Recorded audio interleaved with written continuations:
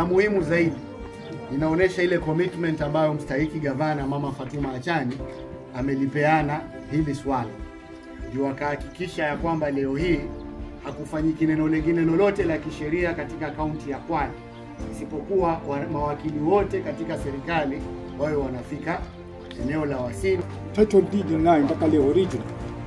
Sababu ilo tufanya sisi kupokonywa title deed hizo ni wazee wetu wa hapa Wasini, mmoja akiwa babangu mimi.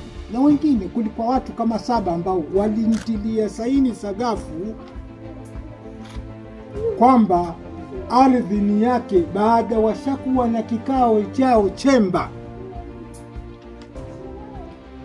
kwamba wanamkabidhi ardhi kama trustee, si kwamba ni yake. Mimi tu ninawaomba kina mama wote na vijana na watu wa Wasini, kama mlivyoambiwa, sote tuwe kitu hiki kimoja, na hatuko tayari sisi kuja kukaa tukaitwa masquatters tukaambia tulipe rent. Hiyo afadhali kufa kama kuja kulipa kodi. Nia yetu iwe moja, tushirikiane na tusikizane, lakini nina imani inshallah mwisho wa siku tutakwenda kufaulu. Malengo yetu kama ofisi ya sheria ni kwamba tunarejea mahakamani.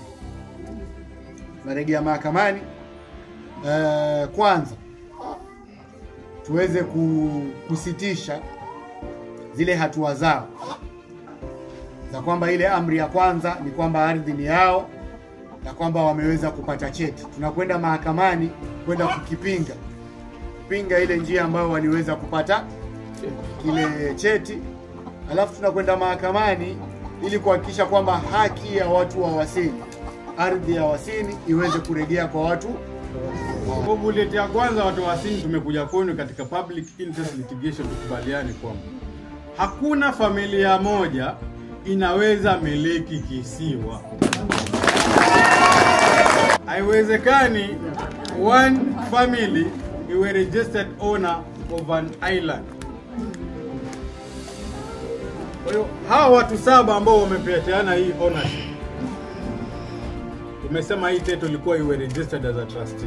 Lakini kwa sababu leo halikufanyika, ile sheria ambayo inasema wewe kama uko na title deed wewe ndio mwenye shamba, ndio tunaenda pale tunasema we can challenge it on those 3 parameters. Ya kwanza, kumetumika udanganyifu.